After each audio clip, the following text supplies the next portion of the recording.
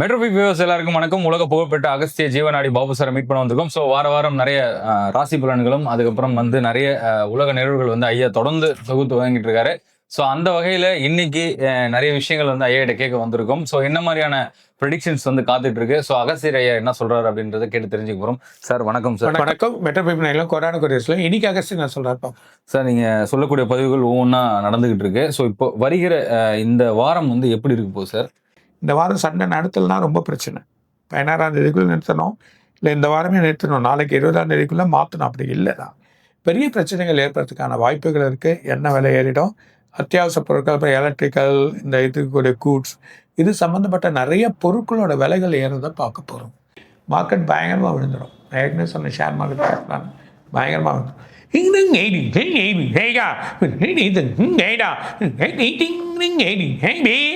வெளித்தாங்க இன்னும் குறையும், இன்னும் குறைஞ்சி அப்புறமா தான் ஏறும். அமெரிக்காவோட கட்டிங் 2 பட்டானா இன்னும் குறைஞ்சிடும். 2 கண்ட்ரியில் உணவு பற்றாக்குறை வந்துடும், அது உதவி பண்ணுவாங்க. ஒரு கண்ட்ரியில் வலு பண்ணவே முடியாது, எக்கனாமிக் அந்த அளவுக்கு பாதிப்பு ஏற்பட போகுதுன்றதை சொல்லிடுவாங்க. இடியோட காற்றோட 3 நாளில் ஒரு பெரிய மழை இருக்குது. ஒரு சின்ன முஸ்லீம் நாடு ஒரு சண்டைக்கு ஆயத்தமாயிடும், அது பெரிய பிரச்சனையை ஏற்படுத்தும். எதிர்பார்க்காத ஒரு ஆலயம் பிரச்சனையாகும். ஆளுங்கட்சிகள் கொஞ்சம் வளமாக இருக்குது, அதே நேரத்தில் எதிர்கட்சிகள் வளமாவது கொஞ்சம் குழப்பமும் இருக்குது. இன்னொரு கட்சி அதோட இதுவும் கொஞ்சம் வளமாயின்னு இருக்குது. வெள்ளையனோட நாடு, அதாவது ஐரோப்பாலாம் சேர்ந்து ஒரு கூட்டமைப்பாக பண்ணி சில விஷயங்கள் பண்ணுவாங்க, அது நடக்காது. ஏற்கனவே சொன்னேன், இன்னொன்று எண்ணெய் கிணறுலாம் எரியொன்று, இப்போ இன்னொரு எண்ணெய் கிணறும் எரிய போகுது. அணைக்க முற்படுவாங்க, அது நடக்காது. மிகப்பெரிய சேதத்தை உருவாக்கி மக்கள் கடைசி அல்லல் படுவாங்க. திரும்பவும் பெரிய குழப்பம் ஏற்படும். அடுத்த மாதம் அல்லப்படக்கூடிய நிலைமையும் இருக்குது. எதுலையும் இன்வெஸ்ட் பண்ணாதீங்க, எதுலையும் பணத்தை போடாதீங்க. பர்டிகுலர் ஷேர் கோல்டெல்லாம் வேணாம், கொஞ்ச நாள் ஒதுங்கிடுங்க. ஏப்ரல் வரைக்கும் இருக்கும், கவனம் செலுத்துறது நல்லது. சில சமயத்தில் இந்த லேண்ட் வேல்யூ கூட குறையத்துக்கு வாய்ப்பு இருக்குது. அந்த சூழ்நிலையும் ஏற்பட போகுது. அமெரிக்காவில் மிகப்பெரிய எக்கனாமிக் வரும், அது இல்லாமல் 2-3 கண்ட்ரியில் எக்கனாமிக் வந்துடும். சின்ன கண்ட்ரிகள் இந்த மாதிரி ஸ்ரீலங்கா, பாகிஸ்தான், ஒன்று கண்ட்ரிகள், அதாவது முஸ்லீம்ஸ் கண்ட்ரிஸ் எல்லாம் எக்கனாமிக் மிகப்பெரிய அளவில் அடிப்படைப்படுது. மக்கள் ரொம்ப கவனமாக இருங்க, நிறைய விஷயங்களை கேதர் பண்ணி செய்யுங்க. நிறைய இன்வெஸ்ட்மெண்ட்ன்றது வேணாம். அடுத்த மாதம் மக்களோட நிலைமை அலங்கோலமாகிடும். முக்கிய ஃப்ளைட் ஒன்று அடிபட்டுரும். ஒரு நாட்டோட எல்லையில் அது நடக்க போகுது. ஒரு நாட்டோட ஊடுருவல் இன்னொரு நாட்டை வந்து தாக்கும், அது பிரச்சனையாக போகுது. எல்லையில் மிகப்பெரிய பிரச்சனை நடக்கும். ஒரு நடிகர் இன்னும் ஒரு குழப்ப நிலைமையில் ஆவார். முக்கிய அரசியல்வாதி மத்தியில் பெரிய பிரச்சனையாகி எல்லாருக்குமே அது குழப்பமாகும். உளவுத்துறையும் அதில் பிரச்சனையாகும். ஒரு நாட்டோட இதில் இருப்பாங்க, அம்பாசிடராக இருக்கலாம், இல்லை அந்த நாட்டில் இருக்கக்கூடியவங்களாக இருப்பாங்க, அந்த நாட்டோட பாதுகாப்பு, அவருக்கு ஒரு பெரிய ஆபத்து ஏற்படுறதை பார்க்க போகிறோம். அரசியல் இன்னும் குழப்பம் இருக்குது. இன்னொரு தலைவர் இன்னொரு கட்சியில் மாறதை பார்க்க போகிறோம். பாம்பேயில் கொஞ்சம் மேகமூட்டம் வந்து மழை வரும், ஆனால் இமாச்சல் இல்லைன்னா அந்த பக்கம் இருக்கக்கூடிய நார்த் மிகப்பெரிய வெள்ளம் வரதை பார்க்க போகிறோம். இங்கேயும் மேகமூட்டத்தோட மழை இருக்குது. 2 காடு, ஒரு முக்கிய காடு தீப்பற்றி எரியும். இன்னும் பறவைகள் சிலது இறக்க போகுது. ஸோ அதில் இன்னும் நோய்கள் இருக்கிறத பார்க்க போகிறோம். காற்றுல மாசு படிஞ்சு வைரலாக இருக்குது, அது கொஞ்சம் போதான் மாறும், சில நோய்களை உருவாக்குது. ஒரு புதிய வைரல் ஒன்று உருவாகுது, வைரஸ். இந்த வைரஸ் ரொம்ப கூட ஜப்பான் இல்லைன்னா சைனா இல்லை பர்டிகுலர் ஒரு கண்ட்ரியில் உருவாகி பல நாடுகள் ஸ்ப்ரெட் ஆகும். இந்தியா பயப்பட வேணாம், இருந்தாலும் இந்த வைரஸ் சில குழப்பத்தை ஏற்படும். ஒரு கிராம மக்கள் ஆலயம் முழுதுமே பிரச்சனையாகும். ஒரு தலைவருக்கு ஒரு ஊரில் பிரச்சனை ஆகும். இன்னும் நிறைய இருக்குது, அடுத்த வாரம் எடுத்து சொல். ஓகே சார், இப்போ நிறைய விஷயங்கள் சொன்னீங்க, இங்கே இந்த நிகழ்வுகள்லாம் இருக்கும் அப்படின்னு. சார் இன்றைக்கி ரொம்ப சுவாரஸ்யமாக வந்து தேர்வுமுனை போட்டி அப்படின்ற ஒரு சூழலில் தான் போயிட்டுருக்கு. ஸோ இப்போ இந்த எலெக்ஷன் வந்து எந்த மாதிரி நடக்கும் சார்? அது வந்து ஃபுல் ரிசல்ட்டே 10ஆம் தேதி நான் சொல்கிறேன். சரி, அதாவது ஆளுங்கட்சிகள் வலிமையாகுது, எதிர்கட்சிகள் கூட்டமைப்பு கொஞ்சம் பலமாகுது. ஒரு தனிப்பட்ட முறையில் நிற்கக்கூடிய ஒரு நடிகரோட கட்சியும் நல்லா இருக்குது. ஸோ இந்த தடவை 4 கட்சியில் எதிர்கட்சியில் கொஞ்சம் கூட்டுகள் நல்லா இருந்தாலும் ஆளுங்கட்சி ஒன்றும் பலமாக தான் இருக்குது. ஸோ இப்போ ஜெயிக்கிறது அதெல்லாம் வந்து அப்பாற்பட்ட விஷயம். மெயினாக வந்து இப்போ புது கட்சி ஆரம்பிச்சிருக்க விஜய் வந்து பார்த்திங்கன்னா இப்போ நிறைய பேர் வந்து ஜெயிக்கக்கூடிய வாய்ப்பு இருக்குன்றாங்க. அதுக்கப்புறம் அவருடைய கட்டமைப்புகள்லாம் வந்து ரொம்ப கம்மியாக இருக்குன்னு சொல்கிறாங்க. அவருடைய கட்டமைப்புகள்லாம் வந்து எலெக்ஷனுக்குள்ளே அவர் பண்ணி முடிச்சுட்டு வர்றாரு சார். ஓரளவுக்கு நல்ல வழி இருக்குது அவருக்கு, எந்த பிரச்சனையும் இல்லை. அது மூலிமா நிறைய மாற்றங்கள் ஏற்பட அவருக்கு, அது நிற்கிறதுனால பலமும் இருக்கும். அடுத்த தடவை அவர் வருவார். இருந்தாலும் இந்த தடவையும் அவருக்கு வாய்ப்பு இருக்குது. ஆனால் அவர் வந்து என்ன சொல்லணும்னா அவர் போகிற வழிகளில் தான் இருக்குது அப்படின்றத சொல்லணும். ஸோ இதே மாதிரி கலைஞர் ஐயாவும் வந்து புரட்சித் தலைவர் எம்ஜிஆரும் இருந்தாங்க. ஸோ அவர் திடீர்னு தனியாக பிரிஞ்சு வந்து இந்த மாதிரி தான் ஒரு கட்சி ஆரம்பித்து மிகப்பெரிய அளவில் வந்து வெற்றி அடைஞ்சார். ஸோ அந்த மாதிரி வெற்றி வாகை சூட விஜய்க்கு வாய்ப்புகள் ஜாதக ரீதியாகவே நல்லா இருக்கு. ஜாதிக ரீதியாக சார். அதுக்கப்புறம் வந்து இப்போது போர் சூழல் வந்து ரொம்ப ஆயத்தமாக போயிட்டுருக்கு சார். இப்போ வந்து இஸ்ரேல் அண்ட் ஈரானுடைய வார் வந்து போயிட்டு அமெரிக்காவும் தொடர்ந்து மேலே அடிச்சுக்கிட்டே இருக்காங்க. இப்போது அதுக்கு பக்கத்தில் இருக்க மிடில் ஈஸ்ட் கண்ட்ரி எல்லாமே வந்து ரொம்ப சஃபேர் ஆகுறாங்க. இது எப்போ அது ஓயும் சார்? நாளைக்கு நிறுத்திடணும். 20ஆம் தேதி அப்படி நிறுத்தலைன்னா 16ஆம் தேதி கூட நிறுத்தணும். இல்லைன்னா மக்கள் அல்லல்படுவாங்க. ரொம்ப கஷ்டமான ஒரு நிலைமை ஏற்பட போகுது. ரொம்ப கவனமாக இருங்கன்றதான் சொல்கிறேன் சார். ஏன்னா நீங்கள் கடந்த பதிவுகள்லாம் வந்து சொன்னீங்க, இந்த மாதிரி மிடில் ஈஸ்ட் கண்ட்ரிலாம் வந்து ஜாக்கிரதையான வார் வர்றது சூழல் கண்டிப்பாக திடீர்னு முஸ்லீம் கண்ட்ரியில் வரும் அப்படின்னீங்க. ஸோ சொன்ன மாதிரி அந்த மாதிரி நடந்துகிட்டு இருக்கு சார். இப்போ நிறைய எண்ணெய் கிணறுகள்லாம் வந்து டார்கெட் பண்ணி தாக்குதல் நடத்திக்கிட்டு இருக்காங்க சார். இதனால் வந்து இங்கே இந்தியா வரையும் நம்ம வீட்டு அடுப்பு சிலிண்டர் வரையும் வந்துருச்சு இந்த தட்டுப்பாடு நிலைமை. இது வந்து இந்த போர் மேலும் தொடர்ந்தால் இந்த பிரச்சனைகள் எந்த அளவுக்கு இந்தியாவுக்கு பாதிப்பு வரும்? பொருளாதாரத்தில் பெரிய மாற்றங்கள் செயல்படணும். சில இடத்துல வந்து நமக்கு பொருள் கிடைக்காது. நான் ஏற்கனவே முதல்ல படித்த பர்டிகுலர் பொருளே நமக்கு கிடைக்காம இருக்கும். கண்டிப்பாக எனக்கு அது சில செய்திகள் வரலாம். பொருட்கள்லாம் ரொம்ப விலை ஏறிக்குன்னு சொல்லியிருக்கேன். ரொம்ப கேர்ஃபுல்லாக இருங்க. ஆனால் எக்கனாமிக் கண்டிப்பாக அடிப்படும். ஆனால் இந்தியா தாக்கு பிடிக்கும். சின்ன சின்ன கண்ட்ரிகள் ரொம்ப கவனமாக இருக்கிறது நல்லது. ஏன்னா சில எண்ணெய்கள்லாம் வந்து 140 ரூபா இருந்த எண்ணெய்கள்லாம் வந்து நீ 180-70 வரையும் வந்துருச்சு சார். ஸோ நியர்பை 45 ருபீஸ் மேலே ஏறிடுச்சு, இன்க்ரீஸ் ஆகிடுச்சு. இது தொடர்ந்து இந்த போர் தொடர்ந்துக்கிட்டே இருந்தால் இன்னும் மற்ற நாடுகள்லாம் வந்து இந்த போர் சூழல் உருவாகிறதுக்கு வாய்ப்புகள் இருக்குது. கண்டிப்பாக சில போர் சூழல்கள் இன்னும் அதிகமாக போகுது. ஸோ இது 16ஆம் தேதிக்குள்ளே கண்ட்ரோலுக்கு வரணும். வந்தால் தான் உண்டு, இல்லைன்னா பிரச்சனை தான். இப்போ அடுத்தது வந்து இப்போ நம்ம நாட்டுக்கு இப்போ கச்சா எண்ணெய் மூலமா பிரச்சனைகள் வந்துக்கிட்டு இருக்கு. அடுத்து நம்ம பக்கத்துலேயே இருக்கக்கூடிய பாகிஸ்தான், ஆப்கானிஸ்தான் இந்த ஏரியாலாம் வந்து போர் சூழல் வர்றதுக்கு வாய்ப்பு இருக்குன்னு அப்படின்னு மக்கள் மத்தியில் ஒரு பதட்டம் இருக்குது. அது உண்மையாக தான் நடக்க வாய்ப்பு இருக்குது. அந்த மாதிரி போரே வேணாம், அந்த மாதிரி செய்ய வேணாம். அமைதியாக போகிறது தான் நமக்கு நல்லது. இப்போ கடந்த வருடம் முன்னாடி வந்து ஒரு ப்ரெடிக்ஷன் கொடுத்துருந்தீங்க. அதாவது திடீர்னு சடன் ஈவெண்ட்ஸ்லாம் இருக்கும். இதுவாக இப்படி நடந்துருச்சு அப்படிலாம் நீங்கள் எதிர்பார்க்கக்கூடிய சூழலாம் வரும். நீங்கள் ஸோ யாருமே எதிர்பார்க்கல போர் வரும்னு. இந்த மாதிரி அடுப்பு எண்ணெய் வரையும் கேஸ் வரையும் பிரச்சனை வரும் அப்படின்னு யாருமே எதிர்பார்க்கல சார்.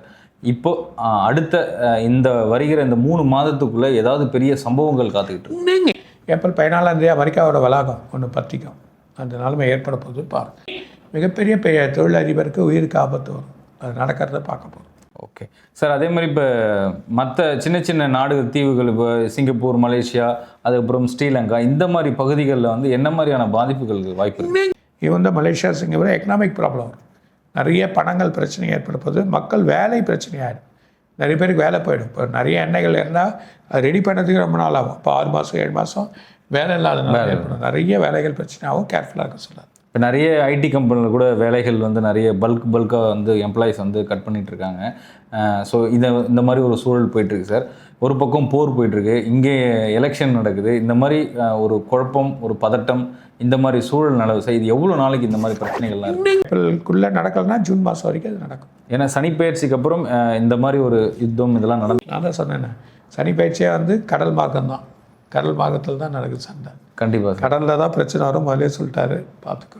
இப்போ அந்த மாலத்தீவு பக்கமாக இப்போ இந்த போர்க்கப்பல், அதுக்கப்புறம் எண்ணெய் பொருட்கள்லாம் ஏற்றிட்டு வர இந்த சரக்கு வாகனங்கள்லாம் வந்து ஏதாவது பாதிப்பு உள்ளாகிறது வாய்ப்பு இருக்குது. ஒரு கப்பல் அடிப்படும், மீதியெல்லாம் நமக்கு வர வேண்டியது வந்துடும். சரி, அதே மாதிரி நீங்கள் இந்த மார்ச் வரையும் வந்து கொஞ்சம் பொறுமையாகவே இருங்க, அவசரப்பட்டு பெரிய இன்வெஸ்ட்மெண்ட்லாம் போகாதீங்க அப்படின்ற சில பதிவுகள் வந்து சொல்லியிருந்தீங்க. இப்போ அதே தான் சொல்கிறேன். இப்போ ஷேர் மார்க்கெட் வந்து கடுமையான ஒரு சரிவுகள் நோக்கி போயிட்டுருக்கு சார். எப்படி இருக்கும் ஷேர் மார்க்கெட்? இந்த 6 நாளைக்கு ஷார்ட் அடிக்கிறது நல்லது. அதுவரை வழி பண்ணுங்க. இருந்தாலும் ரம்ஜானுக்கு அப்புறமா கோல்டு கூட ஏறலாம். கோல்டு வெள்ளி சடனாக ஏற்றிட்டு அதுக்கப்புறம் வழி கூட பண்ணலாம். ஸோ இது வந்து ஒரு இதுவாட்டம் இருக்குது, பார்த்துக்கோங்க. இப்போ சில ஆய்வாளர்கள்லாம் என்ன சொல்கிறாங்கன்னா சார், இப்போ இன்னமும் அதாவது 16,000 ரூபா வரையும் வந்து தங்கத்துடைய ரேட் வந்து குறையும், 30% வந்து குறையும் அப்படின்றாங்க. வாய்ப்பு அதிகம். அதே நேரத்தில் ஏறதுக்கும் வாய்ப்பு இருக்குது. ஏறதுக்கும் வாய்ப்பு இருக்குது. ஸோ அதே மாதிரி சில்வர் வந்து பார்த்தீங்கன்னா பெரிய உச்சத்தை தொட்டு அப்படியே பாதிக்கு வந்துருச்சு, பாதி அளவு வந்துருச்சு சார். இன்றைக்கும் நல்ல 2 சில்லறை வந்துருச்சு, 40 கிட்ட வந்துருச்சு. இன்னமும் அது குறைய வாய்ப்புகள் இருக்குங்க. இன்னும் கொஞ்சம் குறைஞ்ச அப்புறம் கொஞ்சம் குறைஞ்சிடும். சரி, இப்போ சாமானிய மக்கள் இன்வெஸ்ட் பண்ணுறவங்க, ஆல்ரெடி கடன் வாங்கி இன்வெஸ்ட் பண்ணவங்க இருக்காங்க, அதுக்கப்புறம் வந்து ஆல்ரெடி முதலீடு பண்ணவங்களும் இருக்காங்க, இப்போ புதுசாக முதலீடு பண்ண போகிறவங்க இருக்காங்க. சில்வரையும் தங்கத்தையும் நம்பி இன்வெஸ்ட் பண்ணலாமா வேண்டாமா?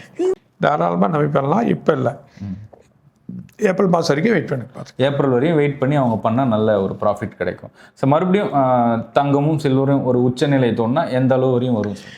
நிறைய இறங்கும், திரும்ப அதே 2 மடங்கு ஏறதுக்கு வாய்ப்பு இருக்குது, அதுக்கான சூழல் இருக்குது. சரி, அடுத்தது வந்து பார்த்திங்கன்னா இப்போ நிறைய புதிய கண்டுபிடிப்புகள் வருது. இதனால் வந்து நிறைய வேலை இழப்புகள் வந்து ஜாஸ்தி ஆகிட்டே இருக்குது சார் ஏஐ வந்ததுலேருந்து. இப்போ இருக்கிற யங்ஸ்டர்ஸ்க்கு வந்து என்ன மாதிரியான வேலை வாய்ப்புகள் இருக்கும், எப்படிலாம் ட்ரை எது முதன்மை கொடுக்குதோ அதுக்கு படிப்புக்கு போயிடணும். அந்த படிப்பை எடுத்து பண்ணுறது தான் நல்லது. திரும்பி கம்ப்யூட்டரில் இருக்கக்கூடாது, ஏஐ போயிடணும். ஏஐயில் ஒன்று அட்வான்ஸ் வந்தால் அதுக்கு போயிடணும். ChatGPT வந்தால் அதில் அட்வான்ஸ் நான் வருது, அதுக்கு போயிடணும். அது மாதிரியா கொஞ்சம் படிச்சுனே இருக்கிறது நல்லது. அது படிக்க சொல்ல வேலையில் மாற்றங்களோ வழியோ அந்த தெரியாத வேலையோ நமக்கு நல்ல வழி பண்ணி செய்யக்கூடிய ஒரு நிலைமையை ஏற்படுறதுக்கு வாய்ப்பு. அதனால் மாற்றங்கள் எடுத்துங்க. நிறைய லேசர்ஸ் வந்துடும், நிறைய ஆப்ரேஷன்ஸ் வந்துடும். ஆப்ரேஷன்ஸ் எல்லாம் நிறைய ரோபோட்டிக் பண்ணக்கூடிய நிலைமை வந்து அந்த மாதிரி வர சொல்லப்போலாம். அதுக்கு அட்வான்ஸ் வழிகள் போகிறது தான் நல்லது. சார், இப்போ வைரஸ்லாம் பரவும், கொஞ்சம் ஜாக்கிரதையாக இருங்க அப்படின்ற மாதிரி சொல்லியிருந்தீங்க. ஸோ இப்போ நிறைய இந்த HVPன்னு சொல்லிட்டு ஒரு வைரஸ் வந்து ஆண்களுக்கு குறிப்பாக வந்து நிறைய பாதிப்பு தொண்டையில் வந்து வருது அப்படின்றாங்க. இந்த வைரஸ்னால நிறைய பாதிப்புகள் உருவாக்குறதுக்கு வாய்ப்பு இருக்குது. கல்லீரல் யூரின் பிரச்சனை ஏற்படுத்தும், அப்புறம் போப்போ சரியாயிடும். பட் அதுக்கு மருந்து இருக்குது, அது சரி பண்ணிக்காங்க. இது ரொம்ப கேர்ஃபுல்லாக இருக்கணும். சில உணவு வழிகளை நிறைய எடுக்கக்கூடாது, பார்த்துக்கோங்க. வெளி வட்டார். ஸோ இன்றைக்கி தேதியில் நிறைய நோய்கள் வந்து நிறைய ஜாஸ்தி ஆகிட்டே இருக்குது. சின்ன குழந்தைங்கள்லேருந்து பெரியவர்கள் வரையும் புது நோய்கள் வருது. அதனால் வந்து நிறைய பாதிப்புக்குள்ளாக வராங்க சார். அதே மாதிரி கேன்சர் பேஷண்ட்ஸ் வந்து ரொம்பவும் கஷ்டப்படுறாங்க. நீங்கள் மருந்துகள்லாம் வந்துடும் சொன்னீங்க, அதே மாதிரி வந்தது. இப்போ நார்மலான சாமானிய மக்களுக்கும் போயிட்டு இந்த மருந்து வந்து கேன்சர் மருந்தாக இருக்கட்டும் இல்லை மற்ற மருந்துகளாக கிடைக்கும்னா எவ்வளோ நாள் காலம் பிடிக்கும்? இந்த வருஷம் ஜூன் மாதம் வந்தே ஆகணும். ஜூன்லேருந்து நெக்ஸ்ட் இயர் ஜூனுக்குள்ளே வந்துடும். இந்த வருஷம் ஜூன் மாதம் பெரிய மருத்துவத்தில் மாற்றங்கள் வர்றதுக்கு வாய்ப்புகள் இருக்குது. ஸோ அதே மாதிரி திடீர்னு இந்த மலை சரிவுகள், அதுக்கப்புறம் இந்த மாதிரி நார்த் சைடில் கொஞ்சம் பிரச்சனைகள்லாம் வரும் அப்படின்னு நீங்கள் சொல்லியிருந்தீங்க. இப்போ இந்த வருகிற வாரத்தில் ஏதாவது பிரச்சனைகள் அதிகமாகிடும். வெப்பசலத்தில் மழையும் இருக்குது, மிகப்பெரிய சரிவு இருக்குது. அதுவும் அட்லாண்டா இல்லைன்னா இந்த பக்கம் இருக்கக்கூடிய மிகப்பெரிய பனி விழுந்துடும். ஒரு ஊரே விழுந்து வழி பண்ணக்கூடிய அளவுக்கு இருக்குது. அந்த நிலைமை ஏற்படுத்தும் வாய்ப்பு இருக்குது. ஸோ அதே மாதிரி 2050 வந்து சில ஆய்வுகள்லாம் எடுத்திருக்காங்க. அதாவது வந்து ரொம்ப நோய் பாதிப்பு உண்டாகி சடனாக மயக்கம் போட்டு விழுந்து இறக்குறதோ, அதுக்கப்புறமா வந்து இதனால் இந்த டோட்டலாகவே வந்து என்விரான்மெண்ட் மாறனால பிரச்சனைகள் வரும் அப்படின்னா இதெல்லாம் தீர்வு காண என்ன மக்கள் வழி? உணவு பக்குவம், கீரை வகைகள் நிறைய எடுக்க சொல்லதான் நல்லா. கீரை வகைகள் நிறைய சாப்பிட்டா நல்லா செய்யும். ஸோ அதே மாதிரி விவசாயிகள் வந்து தொடர்ந்து கேள்விகள் வச்சுருக்கேன். என்ன மாதிரியான மகசூல் பண்ணால் அவங்களுக்கு வந்து ப்ராஃபிட்? விளையாட்டுல காய்கறிகள், அரிசி, அதுக்கு சம்மந்தப்பட்ட பொருட்கள்லாம் வந்து பயங்கரமாக விளையாடும். தைரியமாக பண்ணுங்கள். 3 மடங்கு கிடைக்கிறதுக்கான வாய்ப்புகள் இருக்குது. Super sir. சார் நிறைய கேள்விக்கு பதில் கொடுத்தீங்க. கடைசியாக ஒரு கேள்வி சார், இந்த போர் நடக்கிற பகுதிகள், அதுக்கப்புறம் இனிமேல் போர் வரப்போகிற பகுதியாக இருக்கட்டும், இன்க்ளூடிங் இந்தியா, தமிழ்நாடு, வாட்டவர் எல்லாருக்கும் ஒரு மக்கள் வந்து பாதுகாப்பாக இருக்கணும்னா என்ன மாதிரியான வழிமுறைகள்?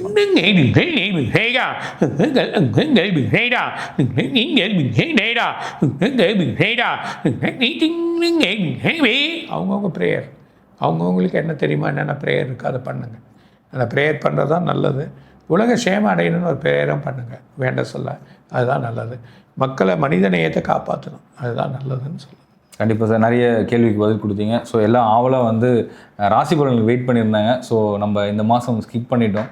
அடுத்த மாத பலன் வந்து விரைவில் சந்தித்து மீண்டும் ஒரு தருணத்தில் சந்திப்போம் சார். வணக்கம். வணக்கம். வெற்றி நேயர்களும் கொரோனா கொரியர்களும் இன்னும் நிறைய கருத்து சொல்லுவார். வணக்கம்.